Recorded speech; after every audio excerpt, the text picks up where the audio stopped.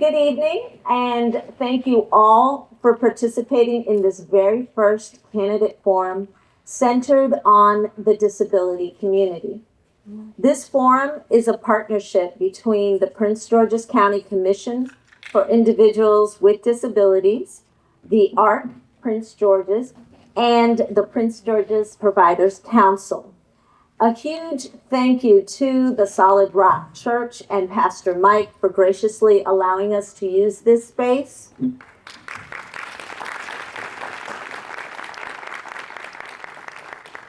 We also have translation services in Espanol with Norma Sanchez. She is seated at the back, so she will be, oh, there she is. Thank you, Norma. She is from Ad Astra, and she will be providing translation services to any individuals that need this in Spanish. A little bit of housekeeping. Bathrooms are out this door back here and to the right. Then turn left. This door back here to the right and turn left. Please turn off your cell phones and place them on mute. If we have Pastor Mike is going to lead us in an invocation. And good evening to you as well. Would you please join me in this prayer? Heavenly Father, giver and sustainer of life, we are gathered here this evening to inquire of those who would execute governance in our county, to inquire as to how they would govern with care and equity for the 85,000 residents of Prince George's County with physical and intellectual disabilities. We thank you for the honor of hosting this forum in Solid Rock Church. We thank you for the responsiveness of the candidates to prioritize this meeting in the midst of a very busy campaign season. We ask you for transparency, authenticity, and sharp memories during and after this meeting. We pray for our county, our state, and our country during these turbulent social and economic times. We ask you for wisdom, protection, provision, and unity to treat each other as we want to be treated. Would you help us all to use the power and authority that you've given us as your image bearers in ways that uplift, respect, appreciate, and protects one another. Because times like these, we are all we have in addition to you. So bless this forum, we pray, and its outcomes. In the name of Jesus, amen. Amen.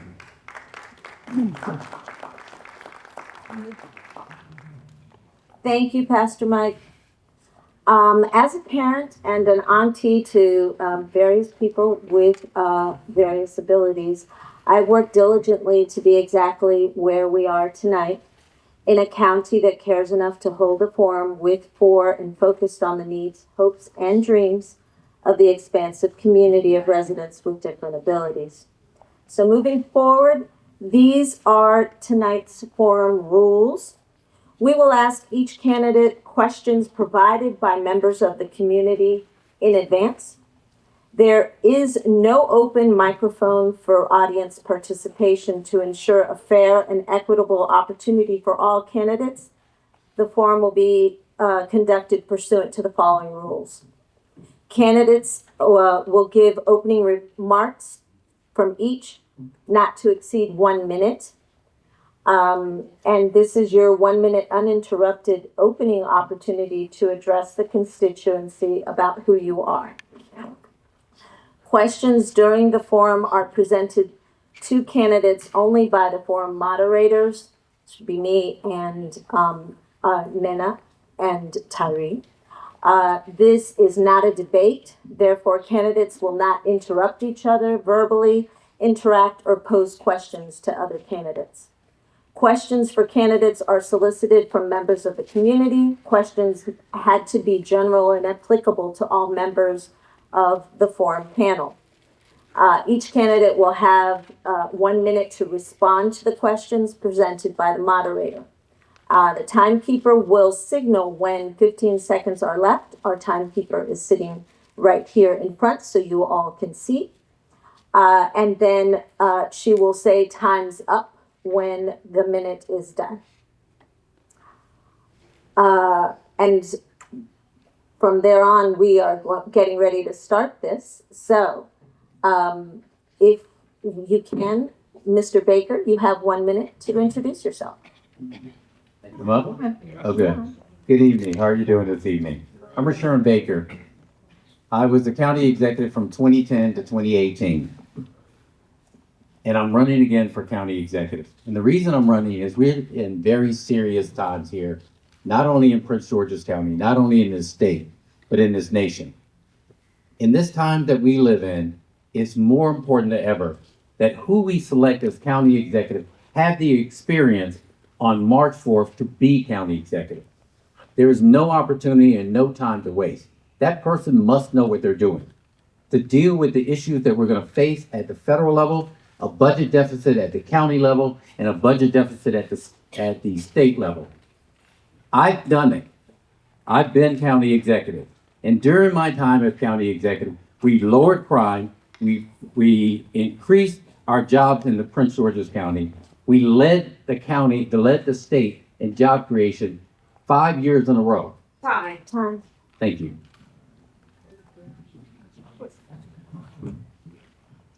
Good evening, everyone. I'm Aisha Braveboy. I currently serve as your state's attorney.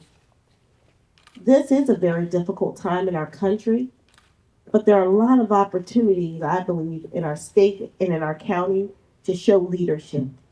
I've been such a leader. I'm the current state's attorney, and in my office, I have two individuals who have different abilities. I hired the very first blind assistant state's attorney, and that was significant because it opens the door for other individuals who want to bring justice to their communities. And I have a third-year law student right now who's assisting as a paralegal in my office.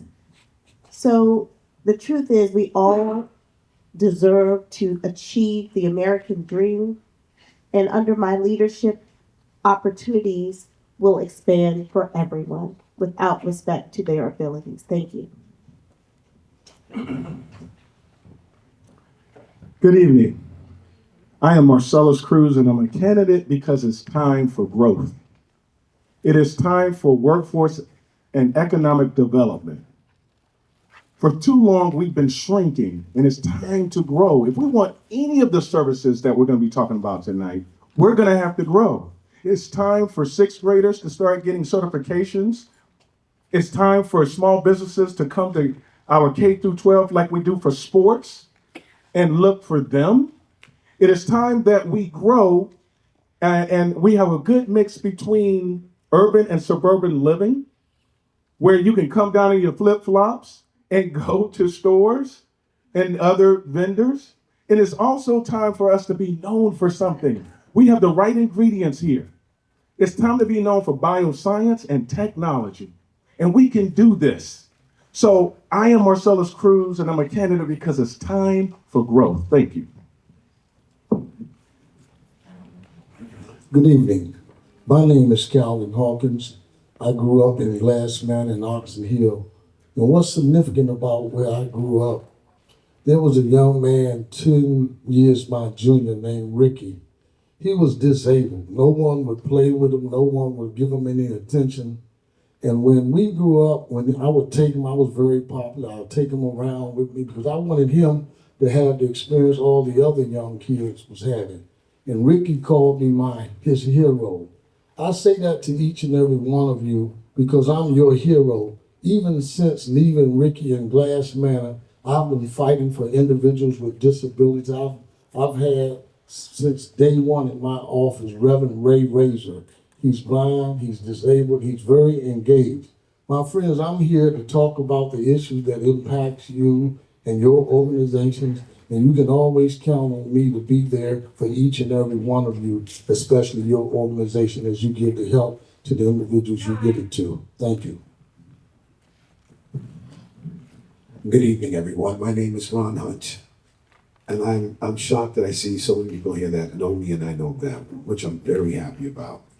Uh, I've always run top-notch businesses in Washington, D.C. I've been very successful. I've employed everyone, but guaranteed one thing: you have to make the people happy, and those people are you, and you are the leaders, and we are to follow and serve you. You're going to hear a lot of people up here saying, I will lead you. No, they won't. I am not a politician. I have not accepted any money from anybody. I'm using my own because I believe in my community. I guarantee you, if you ask anybody up here who is their biggest donor, that's who you're voting for. That's who is going to take the spot, not them, but the big donor. You got me. My name is Ron Hunt. I'm the hardest worker you'll find. Much respect. Hi, I'm Jolene Ivy. I'm Chair of the Prince George's County Council, and I also serve as an at-large member of the County Council. Really happy to be here tonight. It seems to me that I started my journey with being involved with the disability community when I was in the House of Delegates, and I ended up sponsoring a bill that created EdPAC, which many of you might belong to or familiar with. And I'm really proud of that bill and what it's been able to do to change people's lives. So I have 5 sons, and they've all been raised in Prince George's County. They all went to our county schools.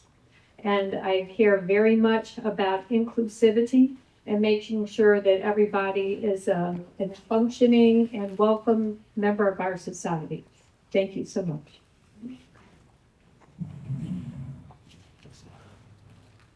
Good evening. Good evening. Good evening. I'm not about words. I'm about personal experiences. As an advocate, as a father, as a business owner. I've been here long-term, long-life resident of Prince George's County for over 25 years.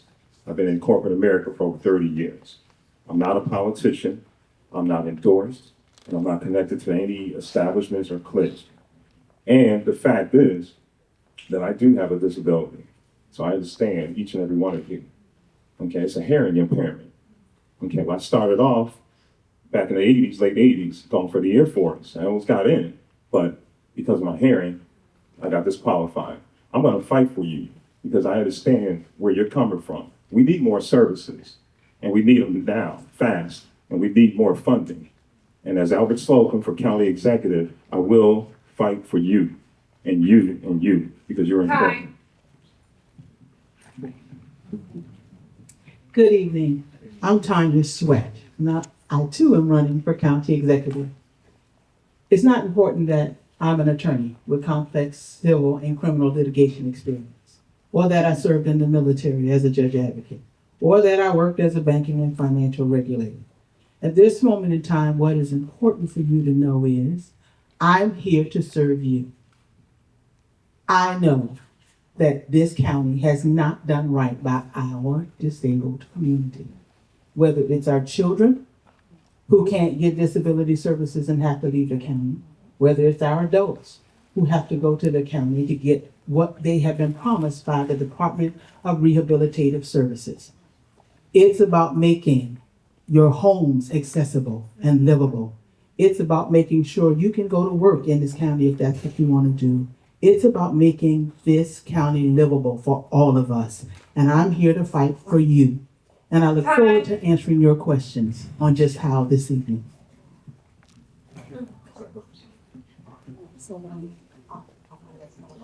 Good evening, everyone.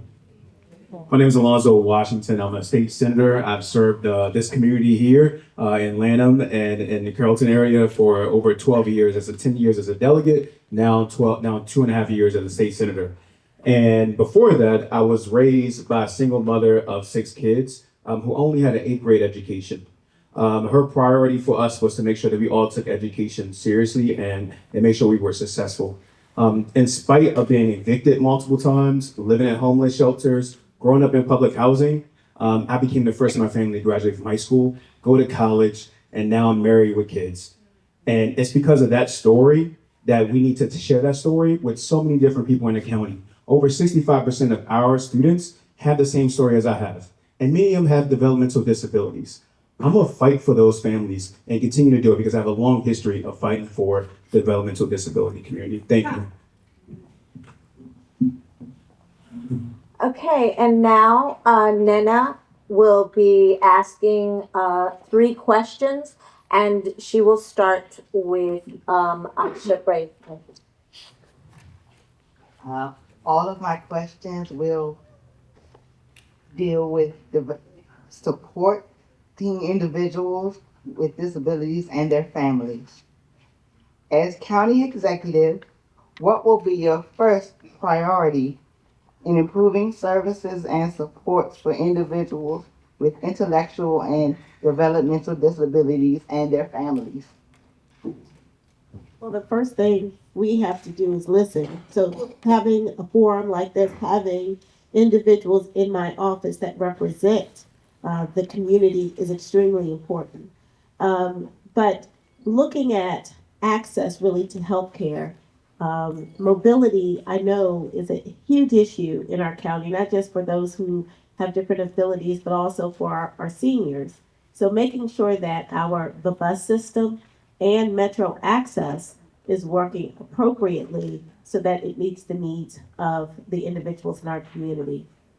That's the first thing I would do, but absolutely having a forum like this would be something that would be important. Thank you.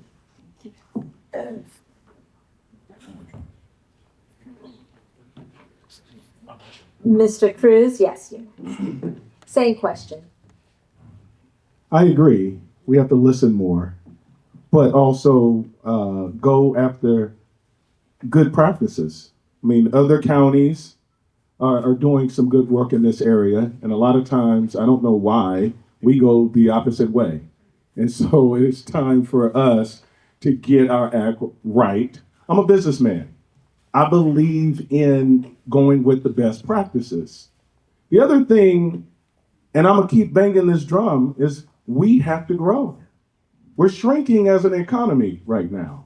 If we want better services, if we want to be able to take care of the most vulnerable, we're going to have to grow this economy, and we can grow this economy. And as we grow, and as our businesses are growing, and as our kids are now getting into good jobs, we'll have more bus routes. We'll be able to have more metro routes. Time. Thank you. For your comments. The first thing I will do when I become county executive regarding the disability community is ensure that we establish an office for individuals with disabilities to sensitize not just me as county executive, but the cabinet to what's going on in the community with regard to individuals with disabilities, while ensuring that there's funding in that office to help with what we need to do. When I was in emergency management, I was the one that worked with first responders to ensure when they came to your house that there were decals to let them know there's an individual in there with some kind of immobility or some kind of disability. So I'll continue to have that level of commitment as your next county executive, and I look forward to serving you. Thank you, Mr. Hawkins. I ask that the rest of the candidates make sure that you say your name first, because we want the community that is online listening or in hearing to know who's talking. Okay, my name is Ron Hunt. Thanks to a lot of you, I've been very successful for 40 years. And with that came a lot of people that came to work with me with disabilities, but I never looked at them like that. They have disabilities. I hired them because of what they could do. They're just great. But here's what the question was. You have problems right here in Prince George's County with a lot of different programs that we can't trust because they rip you off. You know that. And I'm going to keep referring to what you're getting ready to hear me say right now. We have 4,500 buildings. They're vacant, and the properties are vacant. That means we can have affordable housing for our seniors, our veterans, our single moms with babies, and disabilities. And we will be able to create a force that will help people with disabilities for one reason, because we trim that budget down and we'll have extra money for you guys. Much respect. I'm Jolene Ivy, and inclusivity should be the hallmark of everything that we do. I believe that there is a position for a person to be the liaison from the disability community, but I'm not sure it's been funded. And that needs to be a priority to make sure that we have people who are from the community who are advising me and the rest of the county on what we should be doing. Everything that we do, we should have different kinds of translation services available as needed, and make sure that we're talking to people, finding out what they need, so that I'm not deciding what you need. You know what you need, so I need to listen to you. And I really look forward to working together with you more closely.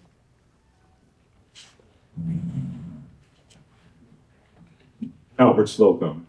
Firsthand, I have a disability. My son, he's in IEP. There are about 73%, last research I've done, where individuals with disabilities or disorders, basically make up this country. So you are a part of the family. We are all in this together. Now, the first thing that I would do is I would mirror, but do a little bit things a little bit differently from a funding standpoint. I would mirror at the federal level for individuals with disabilities, because we need the services here. Now, we don't have much of a anchor. As county executive, that's what I will create, and with your help, I will bring you to the table. The unfortunate thing is that you've been left out. I've been left out. I get it. If there's discrimination, there are a number of things, and people kind of look at us differently, right? But no more. As county executive, that's going to change. And I'm in your shoes, I'm in your seat, and I'm here now, and I'm your voice. Albert Slocum, county executive. Tanya Sweat. There are three things that I'll do. First, I want to find out why our Department of Rehabilitative Services in the county has been not functioning. It's not functioning. I want to find out why, and we want to fix that, because you all need access to employment, housing, and your services that were promised to you not by state law, but by federal law. Secondly, I want to look into contracting with organizations like the ARC and Melwood to provide you jobs with the county. Working in the federal government, Melwood provided all the sanitation services for our federal buildings. Why aren't we doing that locally? We can make that happen here. And the third thing I have to do is look at our school system to find out why we're not providing services to our infants and our toddlers. They're going out of the county, and that's unacceptable to me. Hello, this is State Senator Alonzo Washington. As county executive, first thing I would do is fight the governor on making sure that he keeps that $300 million with DDA. Amen. I'll make sure that does not happen to the community. Secondly, folks talked about listening sessions. I'll make sure that we have a needs assessment done for our community, for our disabilities community, so that you have already your voice in that assessment, in that study. I'll conduct an asset mapping technique as well to ensure that all the assets that we have that will benefit you all, that we know where they are, and we'll create a network to ensure that you know where these are, so you can be more accessible to you. To me, that's more important. Those would be my first things that I would do, and I'll continue to fight for you in Annapolis as your county executive. Thank you.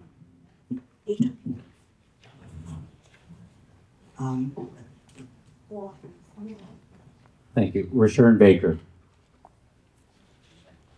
I work with many of you over the years I was county executive, because I actually had an 8-year journey with my late wife in many of the stages that we see in our disability community. That is why it's important that we work together.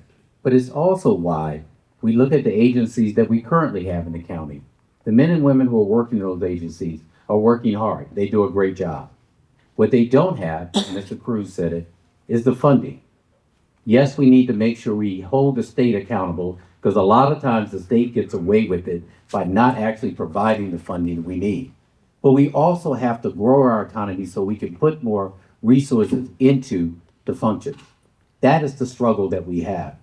And so as county executive, as somebody who's gone through this, I guarantee you that I will work hard to make sure that we meet that need. Thank you. Cool.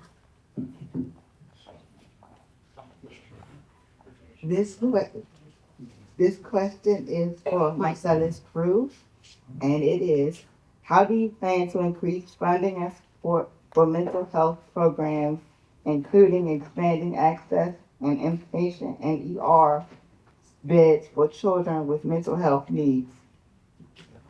I love this question because it is time for growth. I'm gonna bang that drum. We can't get anything that we can talk all this great stuff, what we're gonna do, but if we do not grow, we cannot put the money into these services. It is time for us to get serious about what we're doing. Sixth graders should be able to get certifications and apprenticeships. Small businesses, we have the largest registered small businesses of any county. We need to get them to work. We need to build. By the time a young person graduates, they should already have experience, they should already have certifications, and they should be already professionals. That's how we grow.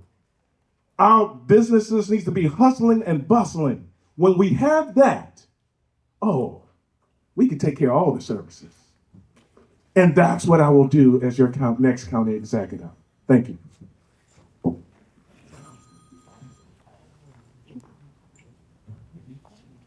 Thank you for the question. I am Calvin Hawkins. I'm running for Prince George's County Executive. I'm number 4 on the ballot. We have what we call the Board of Health in Prince George's County.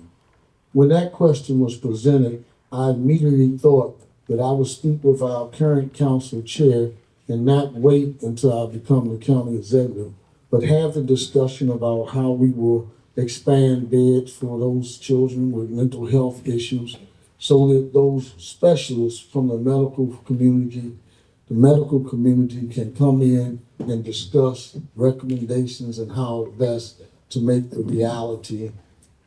a reality, the question you asked. And I commit to each and every one of you, that's what I will do as your next county executive. But even before getting there, I'll work with the current county council through the Board of Health to address and respond to that question. Thanks again for your question. Ron Hunt, running for county executive. All of the stuff they just said sounds really nice, doesn't it? It's not true. Let me tell you why. We have to get the budget right first. We have to get the downfall of another $100 million that we're over budgeting that they know about. And on top of everything else, we're going to go back to this nonsense about building new things when we have 4,500 buildings that we can do everything that we need to with for a fraction of the cost. Don't let these politicians lie to you. Geez, I mean, let's be honest about it. I've been in business 40 years. I'm the most successful person on this stand. That's a fact. Please fact check me. I'm tired of hearing things that are just close to the truth. He's going to go to the governor. Not going to happen. If he does, the governor's going to say no. You know why? Because our house is dirty. We have to clean our house first. That's how this works. Like it or not, I'm the most experienced person up here. Yes, Mashern was the county executive, and he fell into the greatest thing in the world behind Jack Johnson. And guess what? He's not here no more. You know what I'm saying is true. Enough. Jolene Ivy, running for county exec. Right now, our school system is getting, or our education system is getting 62% of our budget. And our schools, under the blueprint, are supposed to be providing mental health supports to our children. So we need to make sure that that is being done. In addition, we did, as a county, put $20 million into Doctors Hospital for them to expand and modernize their mental health facility. So I'm proud that we've done that. I'm not saying it's enough beds, but it is a start. In addition to that, we need to make sure that when people come into the ER, if they need it, there's a special place for them to wait so that they're not overstimulated by other things going on in the ER, which can be very dramatic and exciting places to wait. Thank you. Thank you. Albert Slocum. We need better health facilities. We need better hospitals. There was a time when I had an episode and I did not go to Prince George's County University of Maryland Regional Hospital Center over there. I had to go all the way to Virginia. I know that's a fact. I'm not a politician. I'm not a part of any establishments, so you're not going to get any blood from here. Now, what I will do to this question here is how do we expand inpatient? We got to fund it, okay? And I will create a task force that's going to be working on your behalf because you're going to be a part of the task force. And we're going to be working on the issues that are relevant to individuals with disabilities and mental health. The other thing to keep in mind is that if the 300 million was something to go after, it would have happened already. Folks that are up here that are elected officials, they're telling you this for the first time. They would have done it already if they really cared about it. I care about you, and I'm here, I'm the real, and I'm being upfront with you all. I'm the only one that's going to have your best interest. When we first started increasing services, by the way, I'm Tanya Sweat. When we first started increasing services for mental health in 2022, I was one of the first people to say it's not enough. And I'm sad to hear tonight that what I thought then is true. It's not enough.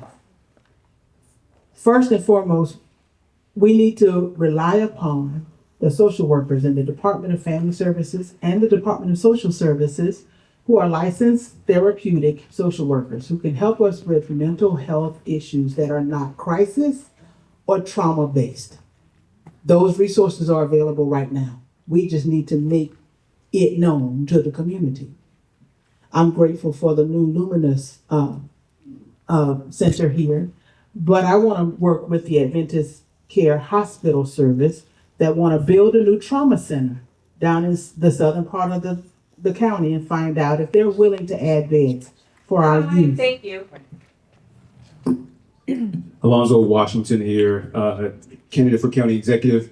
You know, it was mentioned earlier, the blueprint for Maryland's future. I was an architect of the blueprint for Maryland's future, and part of it was creating community schools around concentrated poverty areas. And in that, we were able to make sure there were more behavioral health specialists at every single one of those schools. We're talking about 200 schools in the county now has a behavioral health specialist at that school and a psychologist at that school because of work that I've done. You know, we also talk about Luminous Health. I am proud of the work that we did for Luminous Health to expand those beds, but I know families who are visited, that's not enough. And sometimes it just doesn't work. And we need to do better. So we need to hold the state accountable because the state health department does not do a good enough job of creating opportunities, health opportunities for Prince Georgians. Under my leadership as county executive, I will have a great relationship with the health department to ensure we can bring services back to Prince George's County and increase the number of beds. Thank you. When we were Rashawn Baker running for county executive, when we originally created the new regional hospital, we had put in place beds to tackle this issue. We also had put in place the use of Laurel Hospital to tackle this issue. What happened was the state cut the number of beds that we had at the hospital. So we knew when it opened that we were going to have to do more. And so that meant once that hospital was open, it was upon the people in office to make sure we got the funding to expand the number of beds. That's the first thing we need to do immediately. Funding Luminous is great, but that is not where the county's money is. So we need to make sure we look at the new regional hospital expanding the beds, but also what we can do at Laurel Hospital to expand the facilities. But it's about bringing the resources back here in the county and getting it done, and I will do it as county executive. Thank you. You know, I'm Aisha Braveboy. I believe that we have an opportunity to grow our partnerships here in the county to provide greater access. Right before I became state's attorney, I worked for Children's Hospital, which is the largest provider for children's health services in this region. And in fact, I was a part of the team and actually led the effort to get an outpatient center at Woodmore Town Center to bring services closer to home. But one thing I know, because I worked inside, is that Children's wants to expand into Prince George's County and would love to have beds for mental health and other services at our hospital. So we do need to grow the footprint of our hospital, but we already have willing and able partners. My next question goes to Cal Hawkins. People with limited English proficiency, including Spanish speakers, are often left out. How will you ensure that Spanish-speaking residents with disabilities and their families have equitable access to services, resources, and support in the language they need? Thank you. I'm Calvin Hawkins. I'm running for county executive. That question proposes a challenge to all of us. In this area when DEI is a challenge, immigrants are being challenged, Spanish speaking as a first language, how do we address it in Prince George's County? My friends, I'm gonna be frankly honest with each and every one of you. The question was presented to us before today. I looked at ways, I talked to some individuals how we can do it, but I'm gonna do one thing and I'm gonna do one thing the first 100 days I'm in office. I'm going to ensure that we find a way to address this and make them a part of our community. But as someone who has not really dealt with that issue in Prince George's County, I don't have an answer for them. I'm not, unlike what you believe, Ron, I'm not going to just say something to say it. I'm going to tell you that I'll work on an answer, and the next time you see me, I'll have an answer. Ron Hunt for Prince George's County Executive. Let me say the first thing, the blueprint is a disaster. That's the kind of thinking that you have that messes everything up. He has no idea of what he's talking about, and I can prove it. I have much more experience. And let me tell you about what she's asking. It's a great question because of technology now, it's a minor cost, if any cost at all, for these new interpreter apps. If you have a cell phone, you can use an interpreter app. It helps. If you want to get a very, very, very intricate, very developed app, even if it costs $10, so what? We can afford that for the disabled. And guess what? They won't have a problem of communication with anybody or anything. I hired disableds over the years, and I didn't even think they were disabled. You just got to treat them like human beings. You guys need to be treated like human beings. That's what you need here. And that app will help it. Time. Jolene Ivy. A couple of weeks ago, my husband and I hosted a forum for the people who are very worried about being deported right now. So, and also the organizations that serve them. And we knew we were going to need translation services. So we did breakout rooms where we had Spanish translation, we had French translation, and we had ASL translation. But through that process, we learned that what we also needed to do was get sign language translation in other languages than ASL. And we have actually found a company that does so.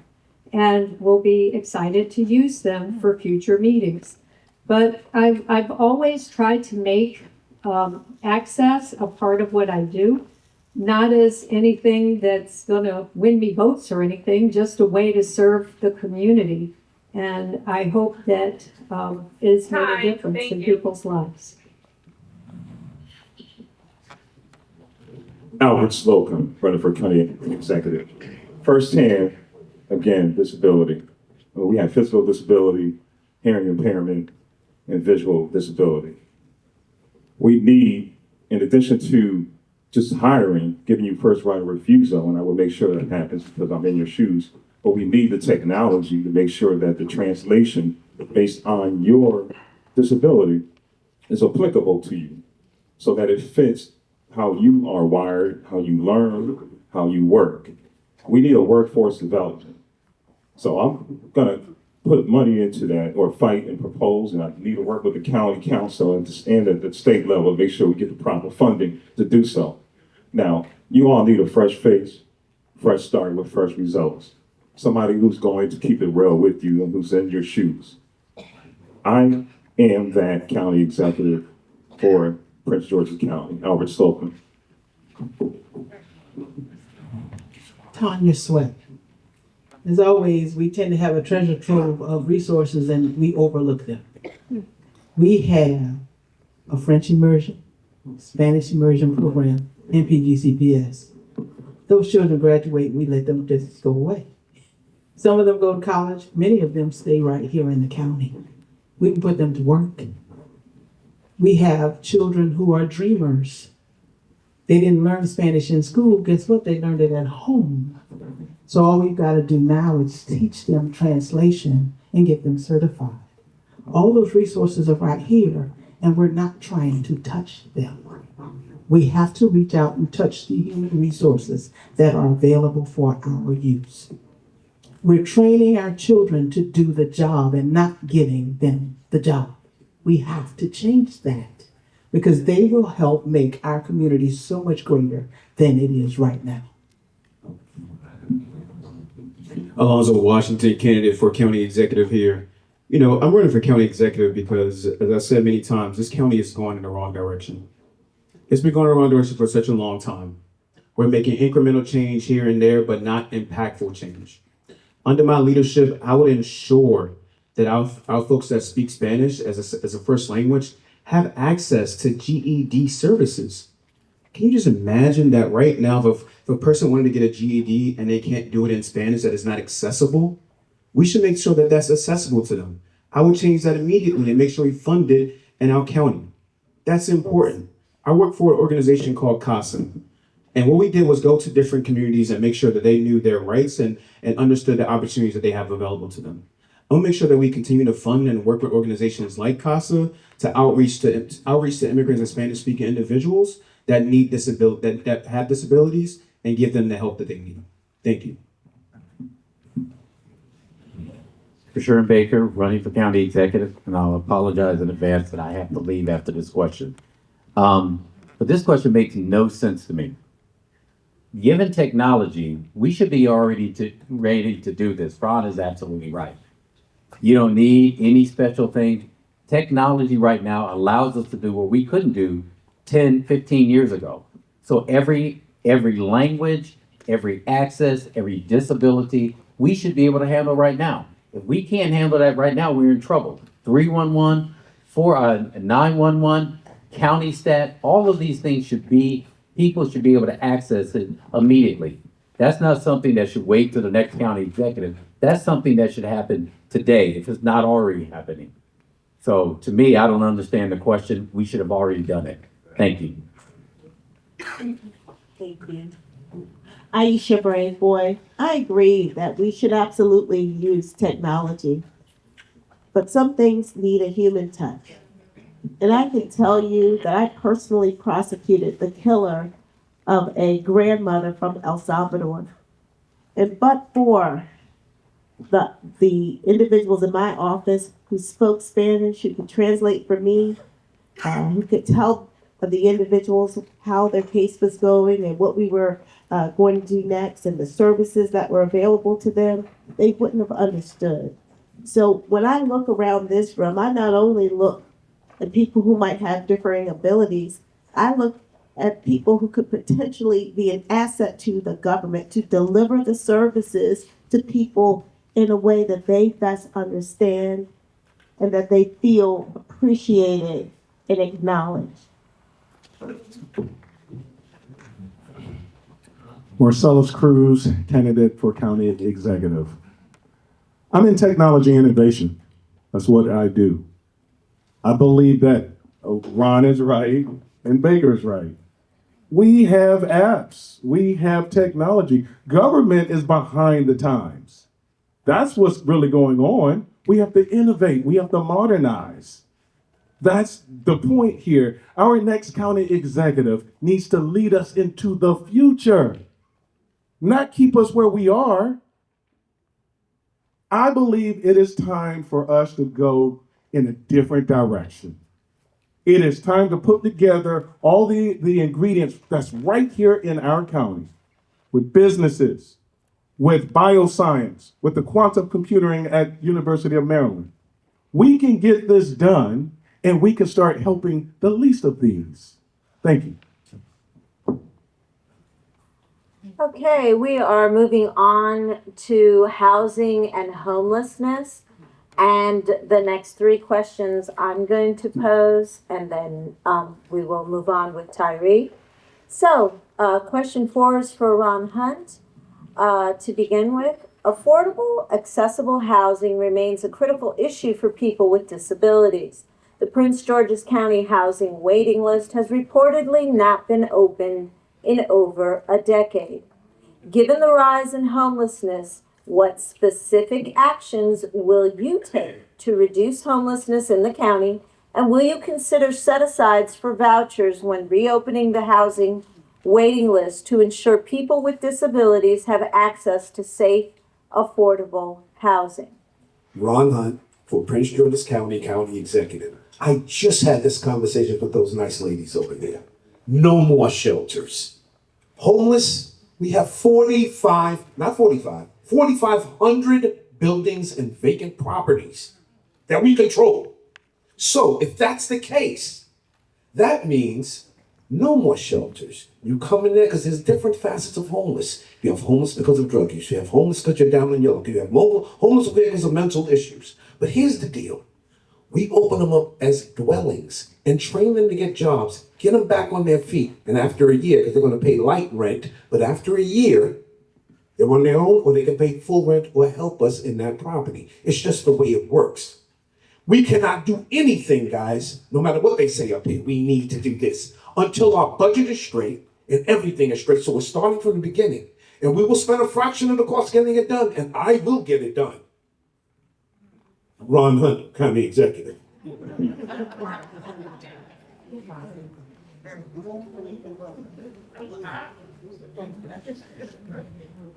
I'm Jolene Ivy, and I have an unhoused work group where we have people from various areas who become homeless for one reason or the other. And one of the members is in a wheelchair, and we're able to get information about what do people need and what kind of services are they getting and how good are the services. And it's been really eye-opening for me. So it's something I'm glad that I've taken on. Now, as far as the waiting list, I believe that we need to kind of scrub the list to see who is really still on it. Because a list that long, I'm sorry, some of the people have moved, have passed on, various things have happened. But we need to make sure that that list is accurate, and it makes sense to have the units that are accessible to be put aside for people who need them most. And I think that that would be a great thing for us to do as a county.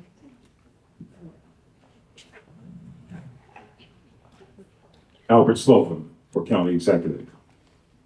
Straight out of NYU, real estate development. New York actually has created a significant amount of space for its residents' homelessness or housing insecurity, that's what it's referred to. And that's for all people, whether you have a disability or you're working class and you lost your job. I understand how that works, and I will help to get that done here. We need a significant amount of space. Now, as far as the development, the infrastructure, and as far as from an architectural design standpoint, we need to create units that are within a reasonable size so we can have more to create that significant amount of space. And that's not hard to do. That will save the county some money, and we can create more of it and then get those individuals who are on the list back into housing that works for them. So as your county executive, I understand where you're coming from, and I will get that done for you. Albert Slocum, County Executive. Tanya Sweat. First, easy answer, yes. I will enforce, require, demand set-asides. I do know right now we have disabled individuals with housing vouchers who cannot find housing. We're building houses as we speak, but they're all multi-level, single-family houses or townhomes with stairs. We need to require developers to build one-level homes so that they are accessible for our disabled and our seniors. They can't climb stairs anymore either. We're not doing good about demanding that of our developers when they come in to build in our county. And I will demand set-asides. To deal with homelessness, We have property. The county owns property in Capitol Heights. We can put tiny homes on that property, Thank you. one level, to help our unhoused community. That would be disabled as well as those who aren't. That's a good start. Alonzo Washington here, a candidate for county executive. First thing I'll do is make sure that we provide exceptions for housing for people with disabilities. If there's a zoning exception, then whatever exception is needed for them to move forward and quickly to remove the red tape for them, I would do that. Yes, I'll put set asides as well. But what folks aren't saying here is that we actually funded a housing initiative partnership here in the county to the tune of $15 million to help them build 15 net zero energy homes that are one level. And folks can buy them. People with disabilities, low income housing folks can also purchase them too. They're going to be on the market this spring. And I encourage folks to be able to do that. That's something I worked on directly. I will continue to invest in nonprofits so they can build these types of homes that are state of the art and moving forward. So thank you. Aisha, excuse me, Aisha Brave Boy. I think we heard a lot of really great ideas here today, and I think this is something that all of the candidates that we all agree on, that we have to expand the number of units available to individuals who have differing abilities. And, we have to always think as we build new housing projects, we always have to have an inclusive mindset, that there should be inclusive housing so that individuals who have mobility issues or sight issues or hearing issues are able to have choices of where they want to live. And so I will work with HUD as well as our State Department of Housing and our local housing authority to help build and design housing projects that will be able to be more inclusive of the people who live in our community. Marcellus Cruz, candidate for county executive. Before getting into this race, my company had developed blueprints for affordable housing, $120,000 homes, really nice homes, smaller footprint. And our whole point is to build communities with solar and hydro to make your energy $0. We've been working with nonprofits, but now I'm in this race, and my whole point is that's affordable housing, not set asides, not us building all this stuff and then saying, okay, let's try to get you into this. Let's just build affordable housing. And so if you elect me, I'll get it done for you because I have the blueprints. Thank you. Hi, I'm Calvin Hawkins. I'm running for Prince George's County Executive. What specific action will I take to end homelessness in Prince George's County? I've been working on that for the last 4 months. I've gone to Pennsylvania and to Pittsburgh to look at their modular homes, their tiny homes. How can we do it? In Washington, D.C., a man by the name of Lloyd Smith was head of Marshall Heights Community Development Organization. He went to the mayor at that time and said, hey, all this public housing we have, let's tear some of it down and create mixed-use housing. And now I use that same concept in Prince George's County to build modular homes and build homes for the homelessness. But I must say to each and every one of you, the question is profound, but a commitment from each and every one of you to help, because you know how it goes, not in my backyard. Are you ready to give me that challenge? Thank you. Okay, my next question will start with Jolene Ivy. Less than 5% of housing in the U.S. is accessible to people with disabilities. In Prince George's County, the housing landscape reflects this national challenge. The county has lost nearly 4,000 housing units since 2000, with most homes built before modern accessibility standards. How will you ensure that new housing developments in the county meet or exceed accessibility requirements?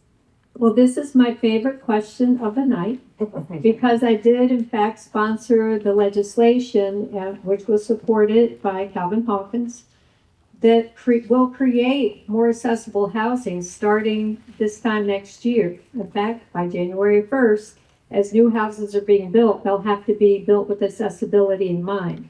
Single family homes will have to have zero entry. So if you're in a wheelchair or if you have a stroller, you have an easy way to get in. There will be levers instead of knobs for the doors and for the sinks, and all the kinds of things that you can think of that would make a house someplace that you could truly age in place in.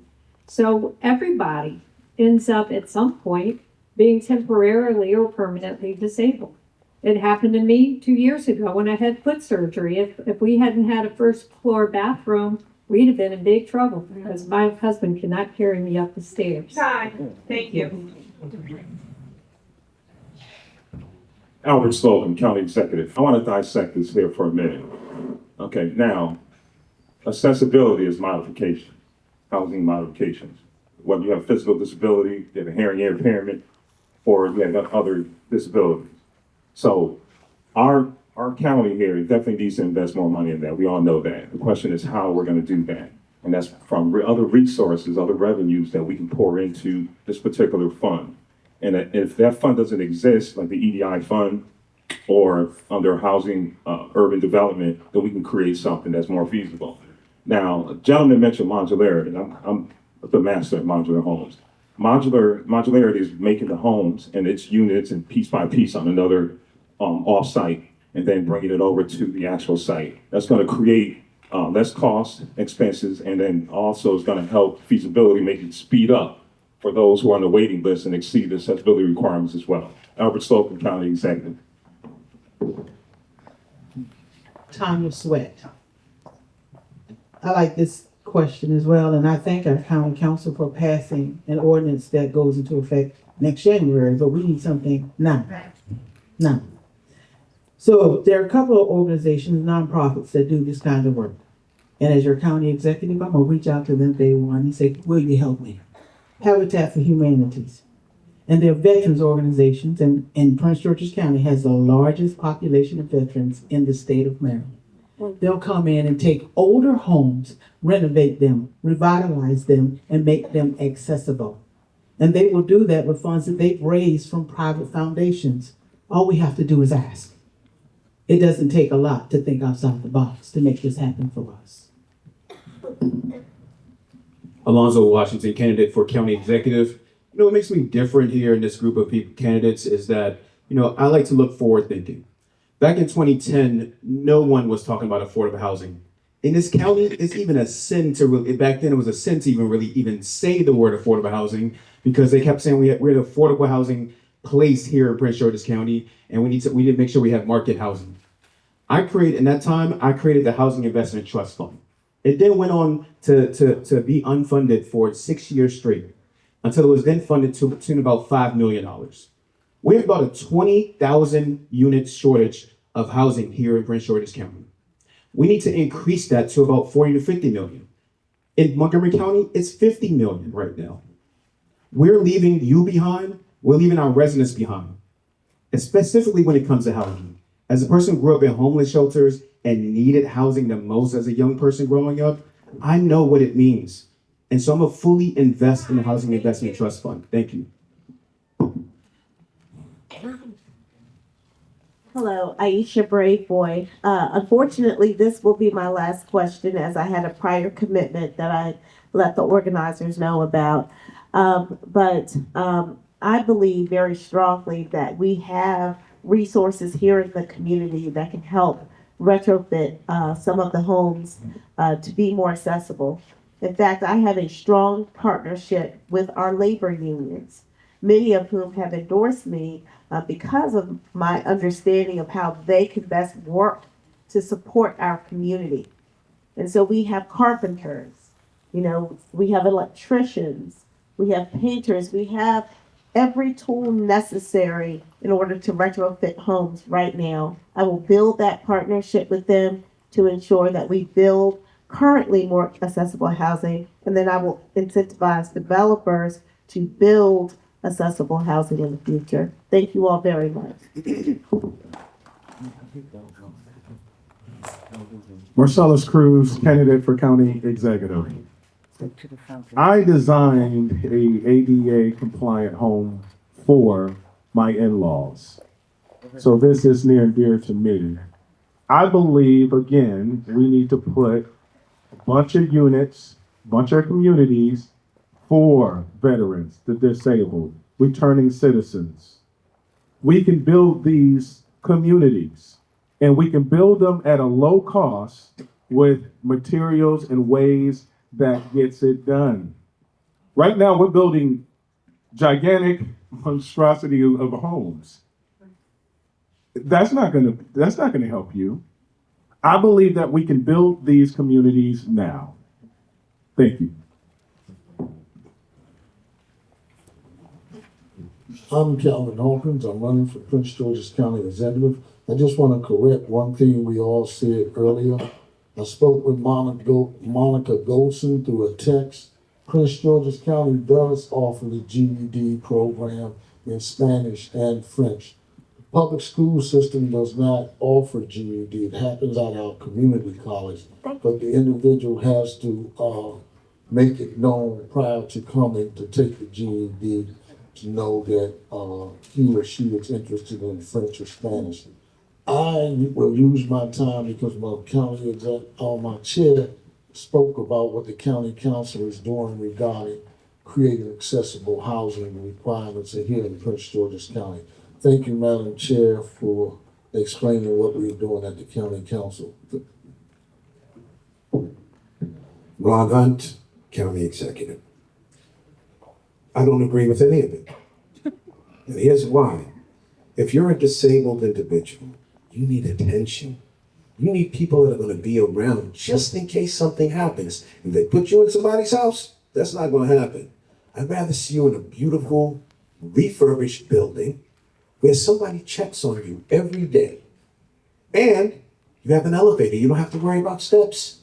You don't have to worry about anything. But if you're in a house by yourself and something happens, then all of a sudden we have a wellness check coming. No, you deserve more than that. I'm getting ready to get emotional because let me tell you something. You are beautiful. We can learn from you. You understand? The bottom line is, all of that sounds good and I can build this. Oh, come on, stop it. We have 4,500 buildings available for us to make something beautiful happen for you. And it costs us a fraction of the cost. Ron Hunt, County Executive.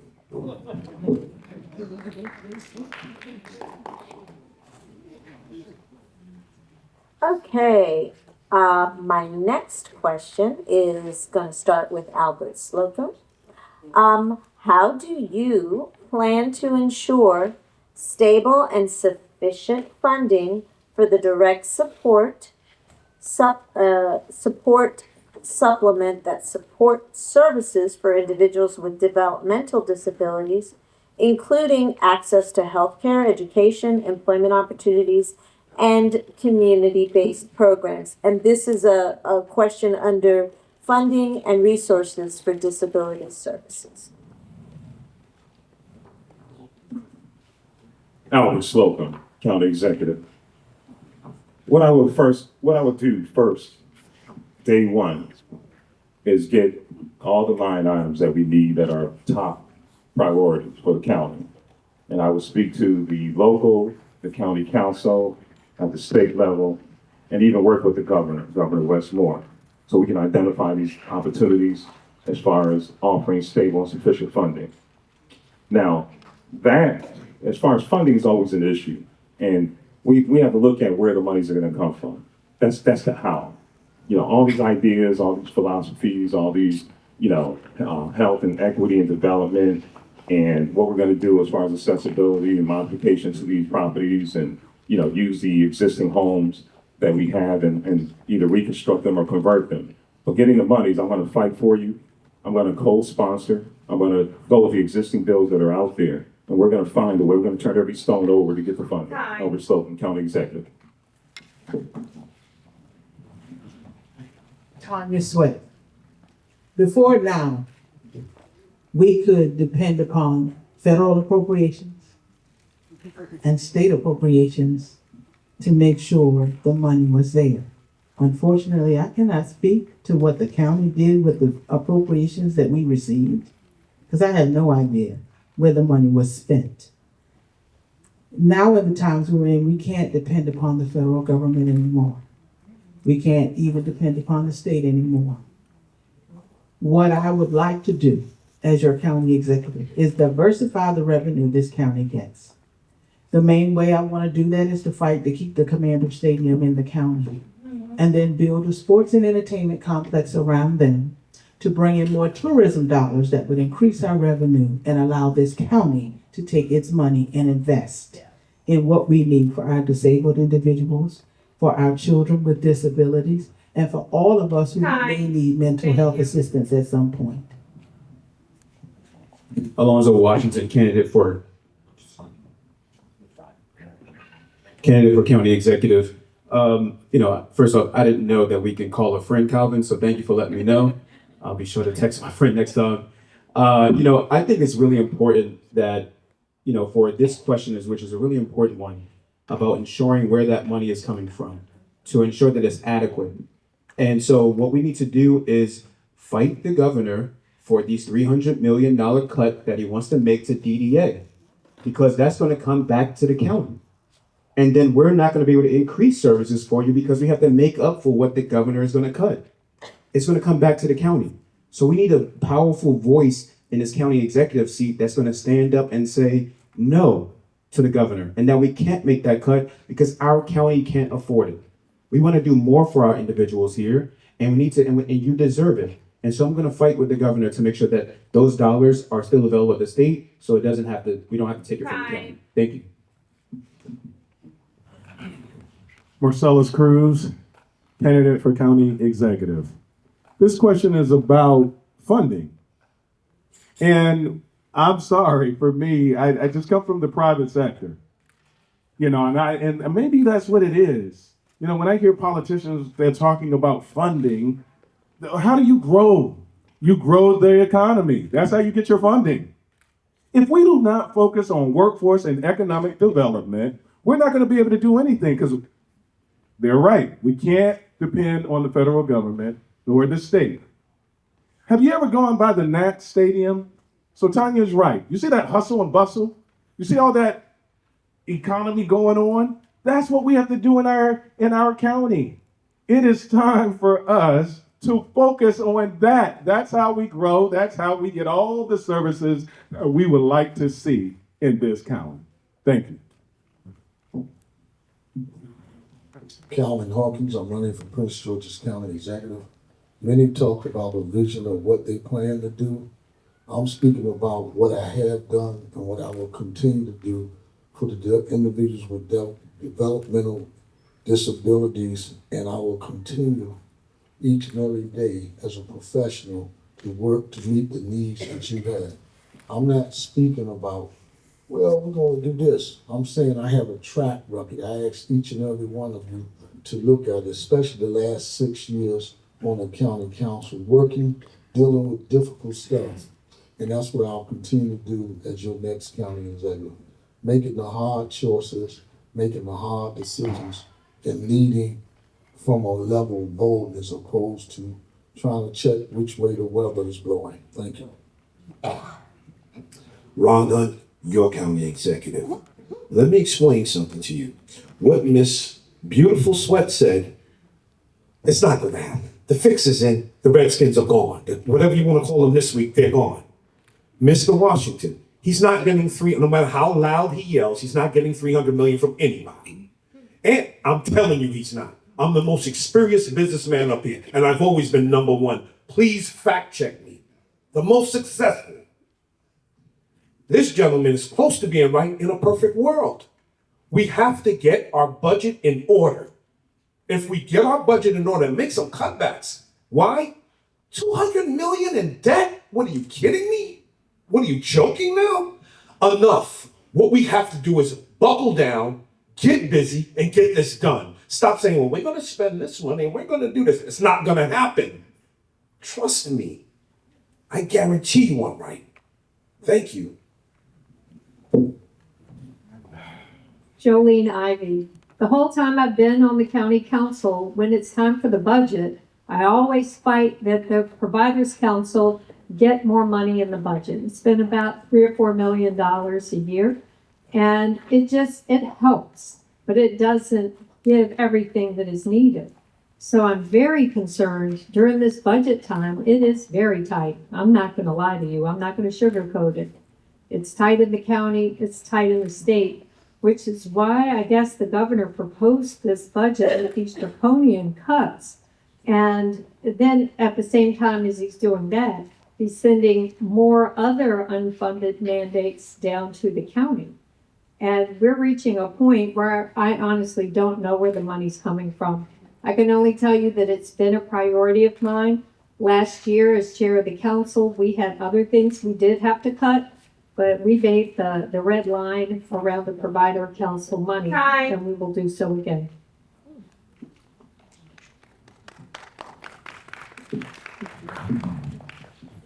Hello, everyone. My name is Tyree Brown, and these next set of questions will deal with government leadership and accountability. And we'll start with you, Tanya Sweat. The question is, the County Executives Commission for Individuals with Disabilities is an admirable initiative, but there is no mandate for the County Executive's Office to have staff or advisors with disabilities. Would you commit to establishing a disability affairs liaison within the county executive's office? If so, how would you allocate funding for this position? Absolutely will I commit to that. Tanya Sweat, the county executive. The county executive has the authority under the county charter to basically establish his or her own staff. I know right now there's some people on the county executive staff that we don't need. So I'm not afraid to get rid of a position and fill it with something else that is more important. And we do need a voice at the table to talk about disability issues because it has not been there before. So I'm committed to doing that, and I will do that without question. Alonzo Washington, candidate for county executive here. I would say yes, but I'll take it a little further. I'll make sure someone in my cabinet, a department head, is a person with a disability. And that they can work extremely hard for our disabilities community. So their voices are heard in my cabinet every other week when we have our meetings. Because that's so important that we have a diverse cabinet that consists of the people that looks like our county. And that's what I plan to have for this community. This will be my last question. I want to thank everybody here for hosting us here. I'll have to go back to Annapolis to make sure I vote on the critical bills that matter to the state and also make sure our budget is balanced too. Thank you all for having me, and I hope you all have a great night. I'll see you soon. Thank you. Marcellus Cruz, candidate for county executive. And I would say yes as well. Inclusion is key. I believe that we have to have representatives from all walks of life. And I believe that it is time that we are there for you. At the end of the day, and I'm going to say this again, in order to truly help you, in order to truly be an advocate for you, in order to truly get it done, we as a county are going to have to grow. We as a county are going to have to engage our young people and get them off the streets. We as a county are going to have to get our businesses really into this fight so that we can take care of you the way you deserve to be taken care of. And I will keep saying that because we can talk about funding all we want. Thank you.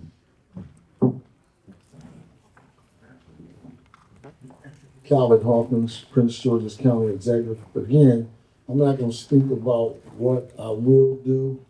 The first person I hired in my office, and he's been with me ever since, is Ray Razor. He's blind. Many of you know him. This community disability affairs liaison position, Ray Razor will serve in that position in my office. That's not to take anything from any of you who are sitting here who may have interest in it, but he's been there, he's been my voice or reason when it comes to individuals with disabilities. And I'll continue to use and seek his advice because he's uncut, he doesn't hold punches, and he gives it to me straight. And in this kind of work, you need someone that's not afraid to tell you the truth. Ron Hunt for County Executive. Now, Mr. Washington just left. He lied again. I'm saying it. I will hire the first one in my first. Come on, stop it. I will hire everybody if you can do the job. You have no disabilities as far as I'm concerned. And I've done it before. This young lady right there knows I've done it before. She's been to my establishments. I don't care. You can have one leg, you can have one eye. I don't care. Can you do the job? That's all I'm concerned about because I can learn from you. Don't you see? Stop making this a big issue. I'll do this for you if you like me. As I take your money. Come on. I'm not joking. I am the most successful person on this stage because I know what I'm doing. And I will cut heads off when I get elected because we need our money back so we can do these things for you and everybody else. I'm so sick of this nonsense. I got to go through this every week. Ron Hunt, County Executive. Time, thank you. Jolene Ivy, yes, I believe I had brought this up earlier that I would hire a disability affairs liaison. I think it's really important. And one thing that Ms. Sweat said, it is correct that the county executive gets a certain budget to run her office, and you just have to allocate the money the way you see fit as to who you're hiring and for what positions. So I'd be grateful to have that help and to make sure that I'm not missing anything. When I was in college, I learned how to speak American, actually I learned signed English, and then I had to be corrected later at Gallaudet when I took an American Sign Language class. But it's really helpful to be able to communicate with people the way they communicate, because then you can learn things that you would not have known otherwise. So I think it's something that I will continue to carry with me.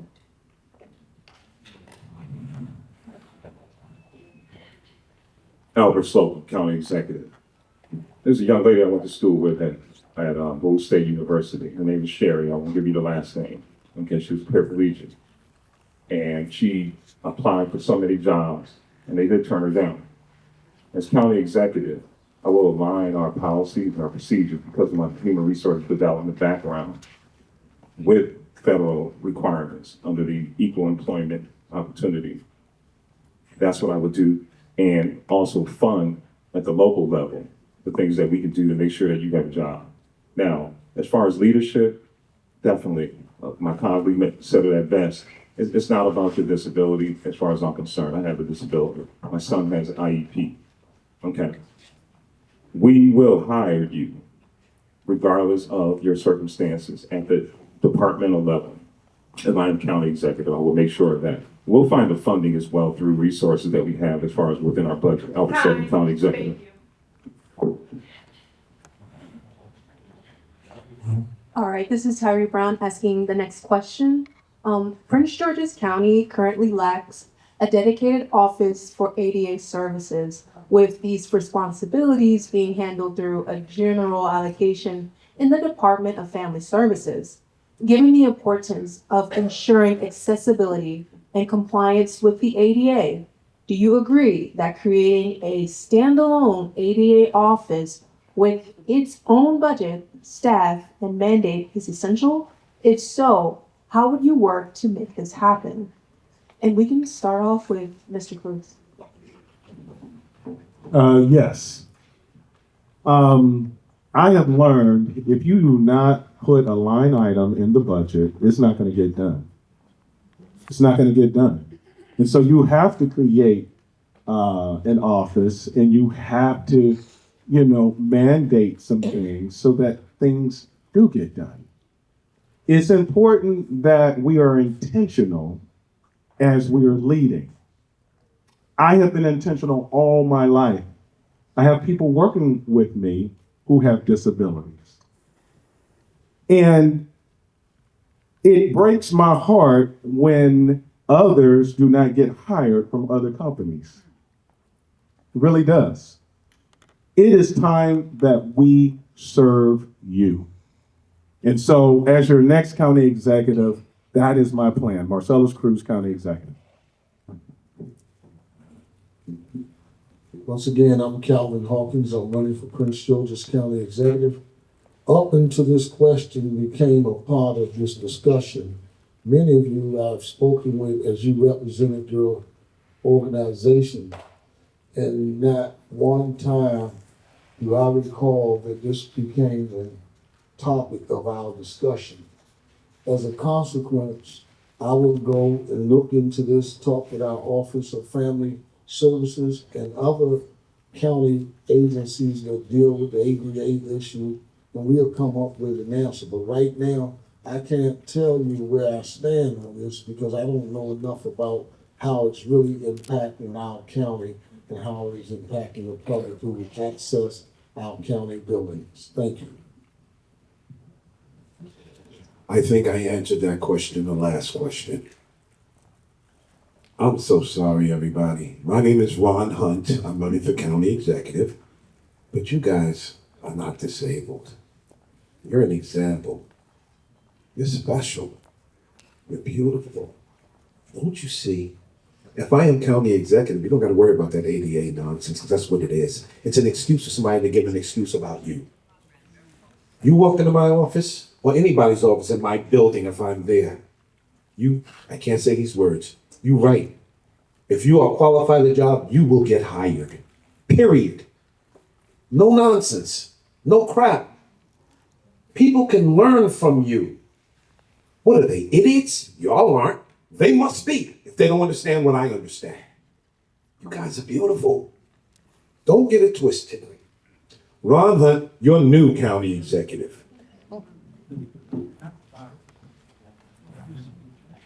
We definitely need a position such as this, and let me tell you one reason that you may not have thought of. I recently was trying to help a business that wanted to open up in an older building.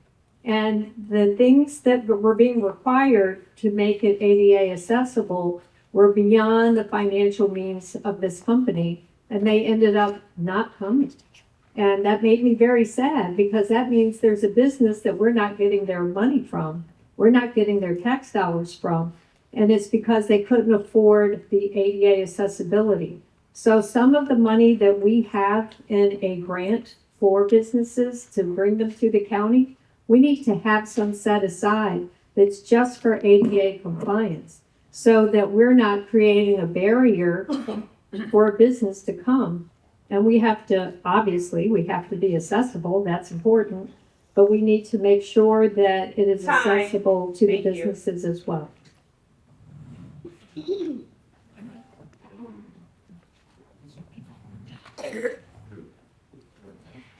Albert Slocum, County Executive. I will initially have the ADA division under a parent department, only because funding purposes. Until we can build that up, then it can be a standalone. So that's the answer to that question. Now, as far as, compliance and making sure that there's accessibility under the ADA, Americans with Disabilities Act, that's always been a priority of mine as far as, standpoint of development, using the homes that we currently have so we can save money and then modifying those to fit what is applicable to your situation, your circumstances. And I will fight to promote that. From a funding standpoint, we have monies going into different ledgers, different departments that are like overweighted, and we can redirect those funds over to other areas, other departments that can use the money so that we can create those opportunities. Albert Slocum, County Executive. Tanya Sweat. And now that I have a better understanding after studying our local government, yes, having such an office is essential, and I'm gonna tell you why. I know that there are educators who can't get accommodations because for some reason PGCPS does not understand what a reasonable accommodation is. I know that there are other employees in this county who've asked for accommodations and have suffered the same fate. while our federal government is in turmoil. And we can't rely upon the resources that they used to provide for us to help with providing accommodations and even providing the resources to make those accommodations happen. We are now going to have to do this work ourselves. We've got to galvanize and find ways to make sure we have ergonomic chairs and keyboards. We have to have a standard way of approving reasonable accommodations when they are requested. We have to have an office to make sure compliance of the ADA is done. Do we have time for the last question? Yes, All right, this next set of questions, this is Tyree Brown speaking, let's see. just one question. Yes. One question is left. One last question is transportation and accessibility. The question is, transportation remains a major challenge for people with disabilities, particularly in southern Prince George's County. What specific steps will you take to improve accessible public transportation and paratransit services? And we can start off with Mr. Hawkins. Yes. 30 years ago, I'm Calvin Hawkins. I'm running for Prince George's County Executive. 30 years ago, when I started my professional journey in Prince George's County government, I started in public works, working with the bus and senior transit service and paratransit services. I built an opportunity at work. I built an opportunity because I expanded how we dealt with paratransit individuals. Again, I have Reverend Ray in my office. Every day he comes by Metro Access. So I'm sensitive to what individuals with disabilities go through in transportation, especially public transportation. And I will continue to work with Reverend Ray and others to ensure that you have the services you need. Not talking about what I'm gonna do, I'm doing it each and every day. Ron Hunt, County Executive. Let me just tell you this. Metro is a funny creature, isn't it? We need a county executive that's going to make a few real serious calls. Everything, I can't play with this one. Everything that everybody's getting ready to say about this is probably absolutely hitting the mark. But here's one thing we have to do. We have to create a relationship and expand that partnership with Metro and ride-ons and everybody else. Why? Because you need the access. They need the money. It's not like they're doing it for free. We make calls, we need more in this area. If we build these buildings, like I said, that are already there, because the infrastructure is already there, and we have that as a bus stop, and this other place is a bus stop, it works. Plus, your needs are taken care of at all times. Thank you so much, everybody. Ron Hunt, County Executive. Jolene Ivy. When I was the chair of the Prince George's delegation in Annapolis, because I did serve there as well, I made it a priority to bring back $5 million for the southern part of our county, which I did not represent, but I knew how important it was that South County was not getting enough bus service. So what that was to expand routes that the bus has. And we know how important it is to have benches available, to have everything accessible so that when people are waiting for a bus, that it is comfortable and safe, and that we have more routes, which is going to require some streamlining to make sure we don't have duplicative routes, and that we are, that way we save money in that part so we're able to serve more people. So that's something that we need to do and something that we will do in my administration. Albert Slogan, County Executive. Firstly, we need to build our workforce development. What does that look like and how do we do it? Well, it looks like you all, local forests, local small businesses, you all may have the wiring, the expertise as far as transportation. So I would like to look for you. Secondly, how are we going to do that? As I mentioned earlier, a lot of these departments, they're overfunded. Often enough, their fundings are not completely utilized. We can redirect some of those funds to fund our transportation needs. Now, overall, all this sounds great at the end of the day. We've been dealing with this transportation infrastructure for a while. No one has really come up with a solution. We're gonna have to put our heads together, and I'm gonna be real with you all. As your next county executive, I will invite you to the table and be part of the task force. Albert Slocum, County Executive. Tanya Sweat. I just happen to live in South County, so I know how big of a problem this is. And right now, WMATA is cutting back on routes because it doesn't have the money. DC just got rid of the facilitator because it doesn't have the money. And we have several individuals who actually live in Prince George's County who've lost their jobs with the facilitator. What I will do as county executive is have a conversation with the bus that we have here in the county. We have to expand those routes. We have to hire some of those drivers who DC has put on early retirement. We have to. There is no question about this. Because otherwise, not only are our disabled going to be affected, we're going to have our workers in the county who won't have access.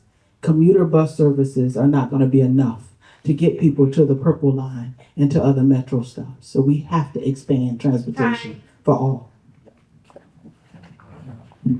Marcellus Cruz, County Executive. South County is an untapped resource in my book. It's where we can grow the most. Some people don't see it that way, but I'm a businessman, so I see it that way. It's time for us to invest in South County. I believe as we invest, we will get more routes. Currently, reduced taxi fares. We have call a bus. We have metro access, and we know how unreliable it is. Last year, a young lady who needed to get to school, they wouldn't pick her up because she was in a wheelchair. We have to do a better job, and under my leadership, we'll get it done. Thank you. So that concludes the 9 questions that we had determined. However, we did get lots of questions in our chat from the community, and I'm going to go ahead and pose those questions since I'm right here. And I will start with you, Mr. Hunt. What specific plans do you have to advocate for and protect funding for developmental disability services in light of the proposed budget cuts? And how will you ensure that our community members with disabilities continue to receive the support that they need? I've been Ron Hunt, County Executive. I've been answering that question all night. Let's be straight about it. It's a joke now. You know why? Because we have to cut the budget to the point where we stop wasteful spending. Everybody says we're going to add this to the budget. Why? Let's chop off the heads of people who don't belong here. Let's chop off the heads of people who've been giving away our money. Let's chop off the heads of these overpaid people that don't deserve it, and people like us. Not disabled. I'm disabled right now too, okay? Why? Because we suffer. Enough. At some point, you gotta look at people coming up here before you and say, I'm gonna do this for you if you elect me. You're gonna love me if you elect me. Because I promise you, I'm gonna chop off their heads. I'll make the money available. I know how to do it. I'm the most experienced person up here. Thank you so much, Ron, on walking the executive. Jolene Ivy. When I was chair of the delegation in Annapolis, I had the opportunity to do a strong negotiation with the people who control the legislature and control the budget. And because of my firm position of we won't do this unless you do that, we were able to bring back an additional $20 million every year from that point on for our school system. And I know that there is a way to get more money from Annapolis. I know it's a tough time. I absolutely accept that. But somebody's going to get the money, and I think it should be us. Baltimore City has been getting the lion's share of money in our budget for years. And I was so angry the first time I read through the budget as a freshman. I ended up throwing it across the room. I was so angry because I saw how much money was not coming to our jurisdiction, which is what made me so firm when I was chair. And I'll do that again. I want to, I've been requested to repeat the question since we don't have the luxury of having it posted. So the question is, what specific plans do you have to advocate and protect funding for developmental disability services in light of the proposed budget cuts? And how will you ensure that our community members with disabilities continue to receive the support that they need? Don't start again. All right, I gotta breathe that in for a moment. Okay. And I don't have a problem repeating Great the question again. Great question. First of all, we gotta preserve our right of transportation for everybody. Now, as far as the specific transportation and what that looks like, we're gonna need more funding. I'm not gonna sit up here and pretend like I have all the answers, and I don't think any one of us do. And I have to be real with you all. But I do believe that as far as launching something that's feasible so that everyone, including those with disabilities, have access and that continues, is that we have to think of creative ways. The county can make money. The county can offer proprietary services and goods that can generate revenue, whether it's AI, technology, and so forth. Okay, we can also build up our economic development through workforce development, creating new jobs and bringing in larger corporations to foot the bill at the commercial tax rate. Albert Slope County Executive. Thank you. Tanya Sweat. And I thank Councilmember Ivy for the work that she did in the General Assembly to make sure we got the funding. Because that's what you have to do. You have to go up there and you gotta fight for it. And unfortunately, our county has not been good at that. Our county executives are not good about testifying before the Appropriations Committee to make sure we get the dollars that we need. I do not have a problem testifying in front of anybody. I testified in front of Congress. I've testified in front of the General Assembly. And I will make it my business to show up during the legislative session to fight for the funding that we need here in this county. And unfortunately, Mr. Hunt has not done that soon enough. I wish he could, but most of us can't get the ears that we need unless we're in office. But when we get in office, we have to do the job for you that you've hired us to do. And that I promise you I will do.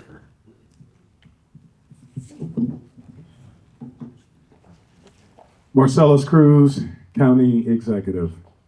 ADA compliant is huge. It's huge. And that should be a priority. I believe that this is one of those priorities that I will make sure is in the budget. I will make sure that we are funding, and I'll make sure that we are taking care of you. I believe it is just time for us to get down to the basics. Growing our economy and taking care of all the needs. It's time to hire someone who can inspire. It's time to hire someone who can go get it done, who can negotiate. It's time to hire someone who is ready to do the job. Thank you, Marcellus Cruz, County Executive. Do you need me to repeat the question? Okay. What specific plans do you have to advocate for and protect funding for developmental disability services in light of the proposed budget cuts? And how will you ensure that our community members with disabilities continue to receive the support they need? As you all know, Prince George's County is facing a serious fiscal crisis. But there are challenges coming before us, specifically when you have someone like Robert Malone come and ask where you stand on our situation. How do you make sure that as an elected official sitting on this county council, that as difficult as these times are, that the young Ricky you talked about growing up in your neighborhood and how he looked at you as his hero, What about all the people we serve that may not even know Calvin Hawkins, but they're looking for a hero? As I said to Mr. Malone at Silver Diners with Mr. Corn Nelson, I will stand with them and support them. With that, that's my answer to your question. Thank you. This is a, this is the last question for the evening. It came from the chat as well. How will you ensure that children with disabilities receive appropriate support in public schools and in after-school programs? I believe I started with.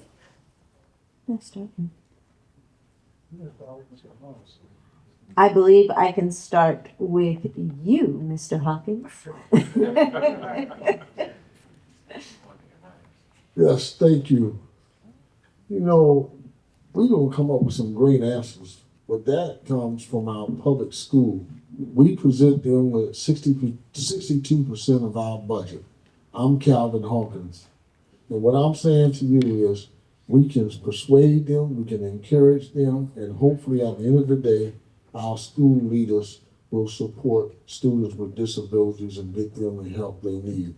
I'm not standing up here to answer a question just to answer it, but I want all of you to know I will fight with our school, influence them to make the kind of decisions that you all will be pleased of. But again, maybe you should have a forum with the school board members so they'll be sensitized to some of the concerns. Thank you. Ron Hunt, County Executive. You know, this is one of those questions that a parent needs to decide for their child. Why?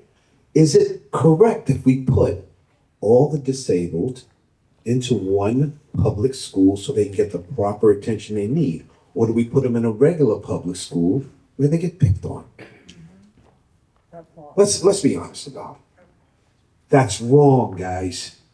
I think that we have enough that we can do to make sure no matter what, they are taken care of in the correct fashion, with the proper attention, with the proper people, and the environment where they can learn without being pushed around. That's just the way it is. If we do that, let the parents take control of that. All right? That's all I have to say. Thank you so much, Ron Hunt, for County Executive. Jolene Ivy. We have in our school system an integrity and compliance officer. It's an interesting position, and actually Senator Washington, who left, it was his bill that created the position, and the county council gets to select the person, and the person is over the school system. So it's a way to keep any one person or entity from controlling them. And it's a position, I've reached out to this person, who's now Frank Turner, to help me, because there's a kid not too far from me who's in a wheelchair, and that he's been told that his school bus will no longer come up his street to pick him up.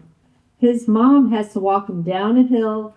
The sidewalks are bad. You know how that goes. And she ends up having to push him down the hill in the street to be picked up. So I'm glad we have this compliance officer who's been able to intervene. Repeat the question. Yes. How will you ensure that children with disabilities receive appropriate support in public schools and in after-school programs? Thank you for that question. I'm Albert Stolten, County Executive. Now, we all know that the Board of Education has $3.9 billion as far as their budget, and we're still struggling with that. By us adding other services, my perspective would be to separate that. So this way here, our budget, the funding that we get, is not negatively impacted by the Board of Education.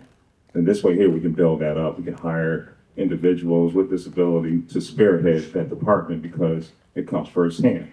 And folks know what meets the eye at best for individuals with disability. Now, how are we gonna get the money? You know, we can have our state senator submit another bill, ask for money, or we can go to the federal level or work with the state to get the funds, or the government. As your county executive, I will work for you. Time. Albert Sloan, County Executive. Tanya Sweat. Federal law, Individuals with Disabilities Education Act requires that all students in public schools get a free and appropriate public education. We cannot separate our students with disabilities because they have disabilities. That's called discrimination. The president might have stepped on the Department of Education, but he cannot repeal federal law as long as I'm county executive. And as long as the county executive continues to hire the superintendent for our school system, I will ensure that he follows or she follows the federal law. Because if we don't, parents can sue and we have to pay. As far as after-school programs, I would like to work with the Parks and Recreation Division to make sure before and after-school programs are in our community centers, which means we then have to make sure our staff is trained in special education services to help our students and our parents. That just might lighten the load a bit. Thank you again. I'm Tanya Sweat.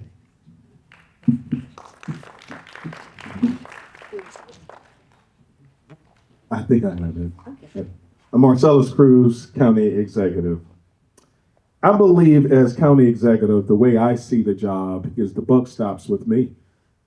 I will not have any excuses because you're going to be looking at me to make it happen. And yes, the County Executive does appoint the superintendent. The point I'm making is it is time for us to have a very robust executive. Someone who's going to get out there and inspire. Someone who's going to get out there and make it happen for you. ADA compliant is huge. Our schools need to be outfitted for it. And we need to hire more teachers that understand that. I currently know a young man who has problems getting to school right now. And he keeps being told there's no way to help him. We have to do something about that. Thank you.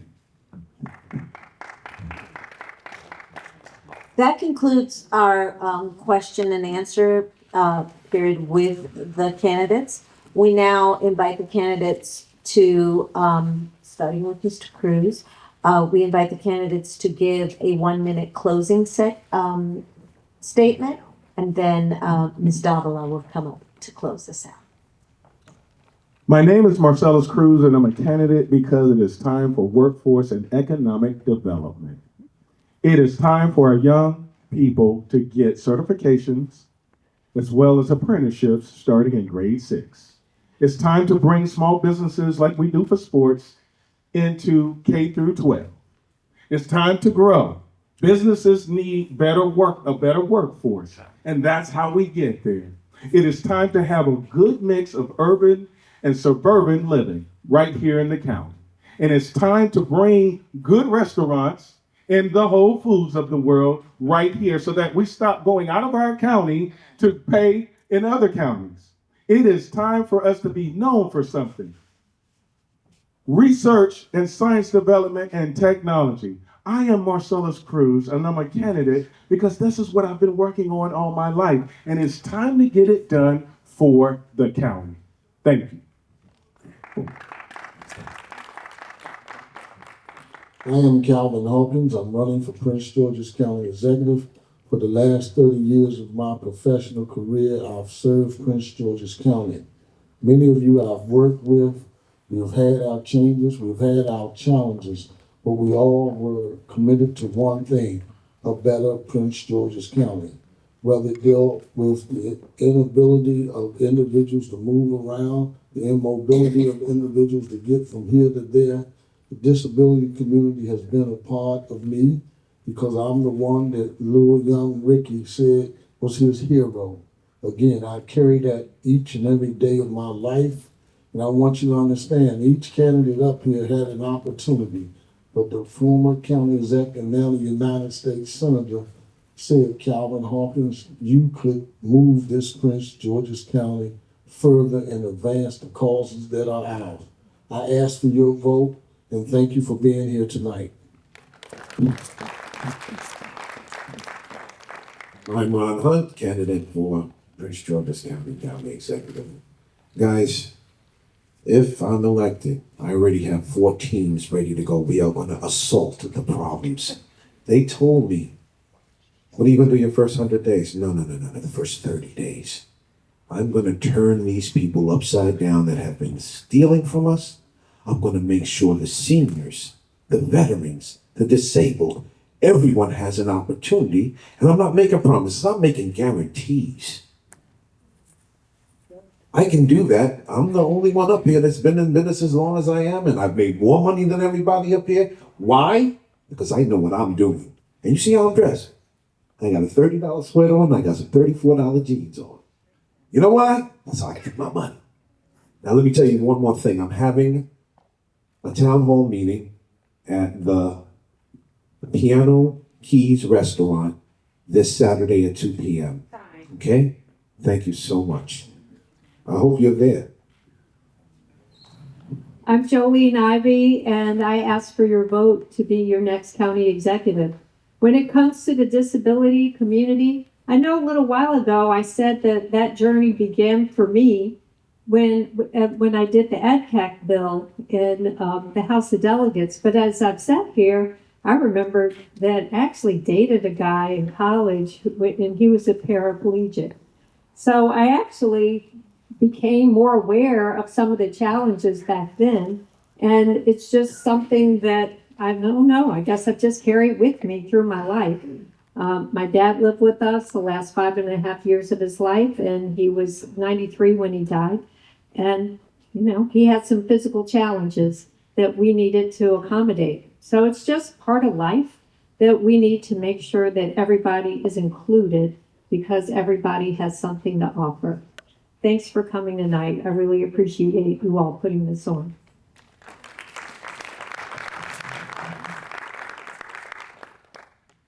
Albert Slocum for County Executive. I've walked in your shoes. I've lived that life. I am an individual with disability. My son is on the IEP program. There are many children out there that are experiencing disabilities, whether it's mental health, whether it's physical disability, hearing, or vision. I understand what you're going through, and I'm the only candidate up here with that. And I can factually say that directly to you all with a straight face. We need fresh face, fresh start, fresh results. Someone who's not tied to politicians or have any endorsements by any high profile politicians or connected to any establishments or cliques, because we don't want to compromise what we're trying to do for you. You are the life of our county, okay? I believe there are 85,000. So Albert Slocum for County Executive, and I will fight for you. Thank you. Again, I am Tanya Sweat. I have worked the majority of my professional career in the executive branch of government, and what I will tell you is governing is not easy. There are a lot of interests, there are a lot of priorities, there are a lot of choices, but it takes leadership to make the hard choices. Unfortunately for our disabled community, you've been cut off, left behind, ignored. That is illegal, it's irresponsible, and it's not a sign of leadership. I am here to represent the underdog. I stand right now in the shoes of the underdog running this race, so I know what that's about. We have to build a Prince George's County that works for each and every one of us. And I don't care what the federal government says about DEI. It is here to stay, and I will make sure of that as your county executive. Again, I'm Tanya Sweat.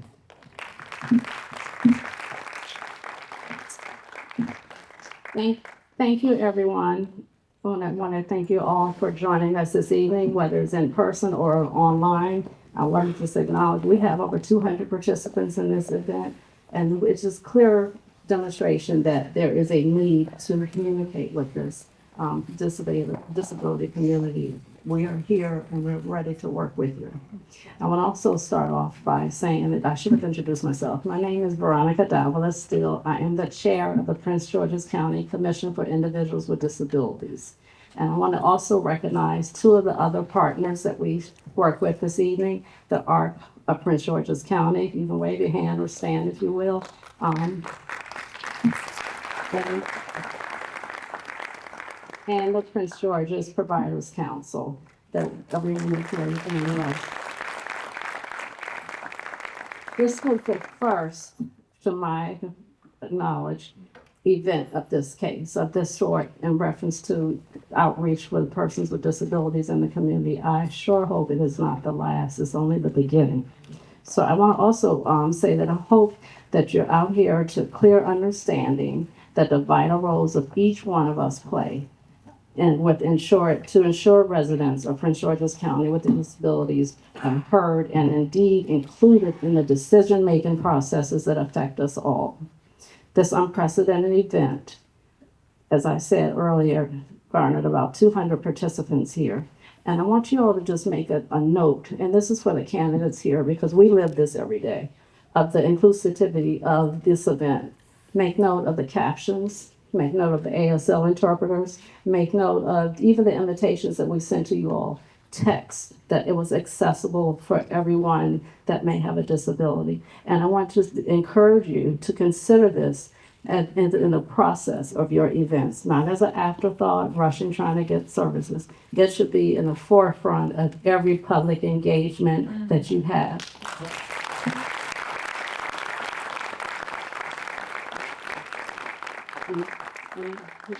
I will just sum this up that, it's key points from this evening. Again, I said inclusivity. We want to be a part of it. We are actively advocating for ourselves, but we also need help for our elected officials to make sure that our agendas are being met, conversations are being had. And also, the next key point is addressing vacant properties with the recognition of the vacant buildings in the county and possible use of those resources. Collaboration and accountability, as we demonstrated here tonight with the three organizations that have gotten together, partnerships work. That we're more powerful in numbers. And then I will close with growth. Growth is vital to any program and policy. You must have staff, you must have funding, and you must have a dedicated person or persons that are engaged, not put in a position with no interest, and I should say sometimes not interest, it's just added to a job description, and they really don't have the passion for this community.